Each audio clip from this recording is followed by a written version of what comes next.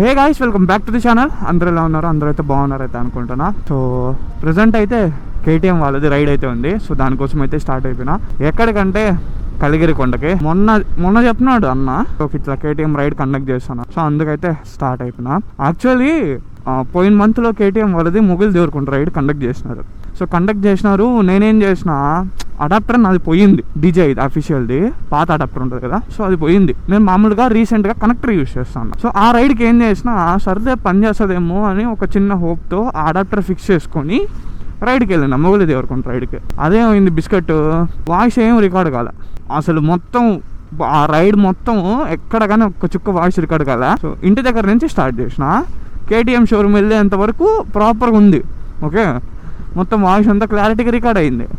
దాని తర్వాత అసలు ఏం రికార్డ్ కాలే, మొత్తం సౌండ్ బుర్ర బుర్ర బుర్ర బుర్ర అని. దాని తర్వాత ఇంక కొత్తది తీసుకున్నా మైక్ అడాప్టర్. యాక్చువల్లీ కేటీఎం వాళ్ళు ఎక్కడికి పిలుచుకొని వెళ్ళినారంటే, లాస్ట్ రైడ్ మొగిలి దేవరకొండ దగ్గర జ్యూస్ మ్యానుఫ్యాక్చరింగ్ యూనిట్ ఉంది. సో అక్కడికి తీసుకుని వెళ్ళి ఆ జ్యూస్ ఎట్లా మ్యానుఫ్యాక్చర్ అవుతాయి, బాటిల్స్ ఎట్లా మ్యానుఫ్యాక్చర్ అవుతాయి అన్నీ చూపించినారు. కొంచెం ఇంట్రెస్టింగ్గానే ఉంది, మరి అంత బోరింగ్ కొట్లే. దాని తర్వాత మొగిలి దేవరకొండకి అయితే వెళ్ళినాం. మంచిగా ఆఫ్ రోడింగ్ చేసుకుంటా అక్కడికి వెళ్ళేసి ఫొటోస్ వీడియోస్ అనేది తీసుకొని, దాని తర్వాత డిన్నర్ కంప్లీట్ చేసుకొని వచ్చినాం. ఆ లోపలే నైట్ అయిపోయింది. ఇంకా ఫుడ్ కూడా వాళ్ళే కాబట్టి సో మంచిగా రెస్టారెంట్కి తీసుకుని వెళ్ళి ఫుడ్ అయితే పెట్టించినారు మాకు. సో ఫుడ్ తినేసి అట్లా జరిగింది. నేను యాక్చువల్లీ ఈ రైడ్కి వెళ్దామా వద్దా అని డౌట్లో ఉన్నా. ఫ్యూయల్ కూడా లేదు నా దాంతో, ఫ్యూయల్ కూడా చాలా తక్కువ ఉంది.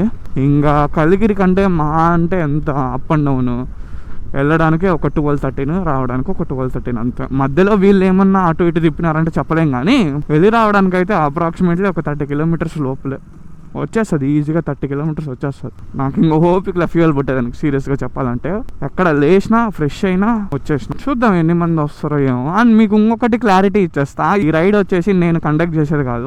మళ్ళీ చెప్తాను, చాలా మంది అడుగుతున్నారు, బ్రో రైడ్స్ కండక్ట్ చేస్తాను కదా, మమ్మల్ని ఎందుకు పిలియడం లేదనేసి. ఇది నేను కండక్ట్ చేసే రైడ్స్ కాదు, కేటీఎం వాళ్ళు కండక్ట్ చేసే రైడ్స్. ఓకేనా? అందుకే మీరు చూసినట్టయితే ఓన్లీ కేటీఎం బైక్సే ఉంటాయి. నేను రైడ్ కండక్ట్ చేస్తే మిమ్మల్ని పిలియకుండా ఇంకెవరిని పిలుస్తా చెప్పండి? డెఫినెట్లీ నేను రైడ్ కండక్ట్ చేస్తే మాత్రం అన్ని బైక్స్ వెల్కమ్ అంట. ఓకే మాట, ఇది కేటీఎం వాళ్ళది కాబట్టి వాళ్ళు ఇంకా ఓన్లీ కేటీఎం బైక్స్ అని మాత్రం అంటారు. చాలా మంది ఇది నేను కండక్ట్ చేస్తాను అనుకుంటారు. నేను కాదు కండక్ట్ చేసేది. అది ఎవరు రాలే, ప్రతిసారి నేనే ఫస్ట్ వస్తా.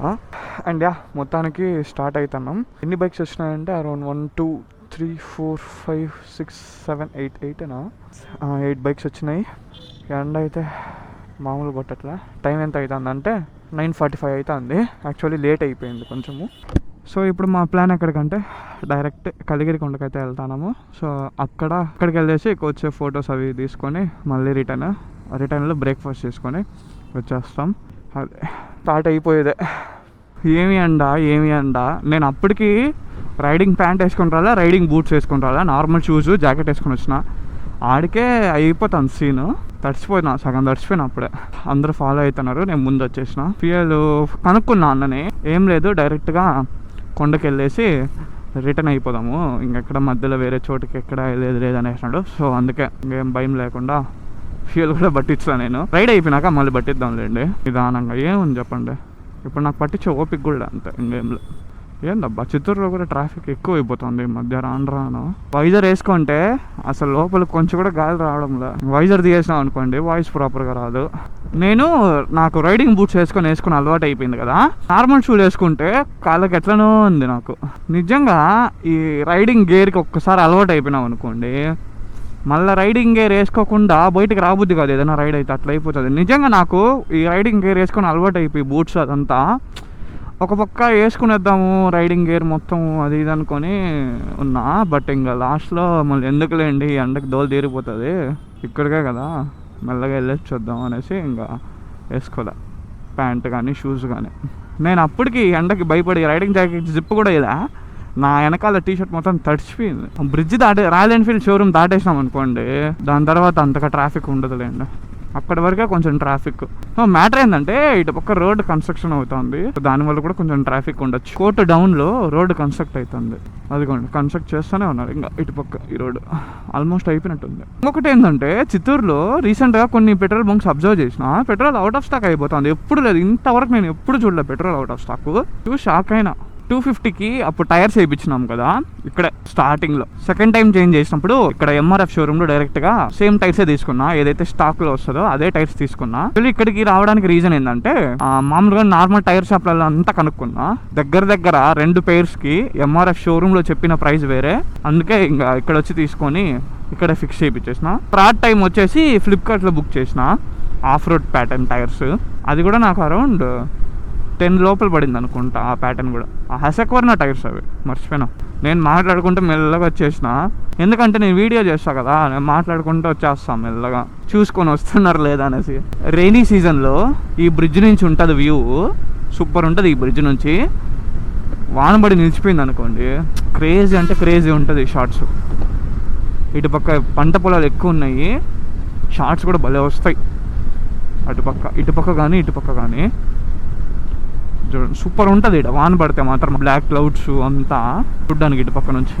ఇక్కడైతే నాకు ఒకసారి జస్ట్ మిస్ అయింది ఈ జంక్షన్ దగ్గర. ఏమైందంటే నేను ఇట్లా వెళ్తానా, సేమ్ 40 స్పీడ్లో అనుకుంటా వెళ్తానా, టక్కన అన్న వచ్చినాడు సైడ్లో నుంచి, ఫుట్ రెస్ట్ తగిలింది. యాక్చువల్లీ ఈరోజు చాలా మంది రాలేదు కంపేర్ టు ప్రీవియస్ రైడ్స్, తక్కువ. ఎందుకంటే వీక్ డేస్లో పెట్టినారు కాబట్టి, రైడ్ ట్యూస్డే కాబట్టి రాలేదు. సాటర్డే సండే అయ్యి ఉంటే రైడ్స్ డెఫినెట్లీ చాలా మంది వచ్చి ఉంటారు.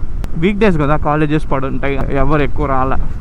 ప్రతి సిటీలో వీకెండ్ రైడ్స్ ప్రతి షోరూమ్ మ్యాక్సిమం కండక్ట్ చేస్తుంది. చిత్తూరులోనే ఏం లేకుండా ఉండేది. నేను నవీన్ అన్న కలిసి డిసైడ్ అయ్యి ఎట్లొకట్లా స్టార్ట్ చేయాలనేసి నవీన్ అన్న షోరూమ్ వాళ్ళతో అంతా పర్మిషన్ తీసుకొని, షోరూమ్ వాళ్ళు కూడా మంచిగా సపోర్ట్ చేసి స్టార్ట్ చేసినారు వీకెండ్ రైడ్స్. యాక్చువల్లీ కేటీఎం వాళ్ళది నెక్స్ట్ పెద్ద రైడ్ ఉంది అన్నా కదా, సో అదే టైంలో నేను ఒక రైడ్ ప్లాన్ చేసిన, ఎగ్జాక్ట్ అదే డేట్స్లో. చూడాలి నేను అనుకున్న ప్లాన్లో వెళ్తానా లేదంటే కేటీఎం వాళ్ళ రైడ్లో జాయిన్ అవుతానా చూడాలి. లాస్ట్ మూమెంట్ వరకు నేనే చెప్పలేను. 99% నేను అనుకున్న రైడే వెళ్తాను, రిమైనింగ్ 1% డౌట్. వచ్చిన దానికి షాక్ అబ్జర్వ్ టెస్టింగ్ కూడా కంప్లీట్ అయిపోతుంది. షాక్ అబ్జర్వ్ ఫిక్స్ చేసుకొని ఇంటి దగ్గరకు వచ్చినానో లేదో, ఇంటికి వచ్చి బండి పెట్టినా అంతే. మళ్ళీ టెస్టింగ్కి టైం ఎక్కువ కుదరలా, ఎట్లా ఇప్పుడు కుదిరిందండి, నీట్గా టెస్ట్ చేసేయచ్చు. కంప్లీట్గా వర్తే అంటాను నేను. సో దీంతో వచ్చే స్టాక్ షాక్ అబ్జర్వ్ ఎవరైతే యూజ్ చేసి ర్యాలీకి షిఫ్ట్ అవుతారో డెఫినెట్లీ మీరు ఈజీగా డిఫరెన్స్ అయితే గమనియచ్చు. చాలా డిఫరెన్స్ ఉంటుంది స్టాక్కి ర్యాలీ షాక్ అబ్జర్వ్కి, చాలా డిఫరెన్స్ గమనియచ్చు. ఆ లెఫ్ట్ డైవర్షన్ తీసుకునేసినాం అనుకోండి, స్ట్రైట్ కొండ ఎక్కడమే అంతే.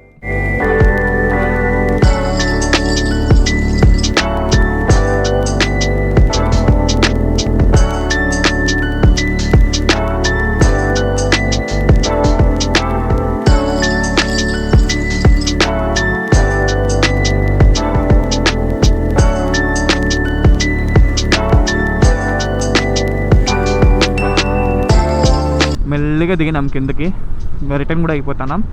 సో ఇప్పుడు ఎక్కడికి వెళ్తున్నామంటే రెస్టారెంట్కి అయితే తీసుకుని వెళ్తున్నారు. ఎక్కడికి అంటే తబున్కి. ఎస్, తబున్కి. ఈ పక్క లైట్ కొంచెం షేక్ అవుతుంది, అది ఎందుకు అవుతుందో నాకు ఇంకా అర్థం కాదా. ఇంచేపు ఆఫ్ రోడింగ్ చేసినాం కదా, ఈ పక్క లైట్ కొంచెం షేక్ అవుతుంది, ఇటుపక్క కొంచెం కరెక్ట్గా ఉంది చూడండి. ఇంకా ఎవరు రాలేదు, మేము వచ్చేసినాం. అండ్ ఇప్పుడు మొత్తానికి లంచ్ అయితే కంప్లీట్ చేసి బయటకైతే వచ్చేసినాం. సో అందరూ రిటర్న్ కూడా ఇంటికి స్టార్ట్ అయిపోయినారు. సో ఇంకా నేను కూడా స్టార్ట్ అయిపోతాను. తబున్లో ఫుడ్ అయితే బాగుంది. తెల్లారి 8:40కి స్టార్ట్ అయినా ఇంటి దగ్గర నుంచి, ఇప్పుడు టైము 1 పైన అవుతుంది.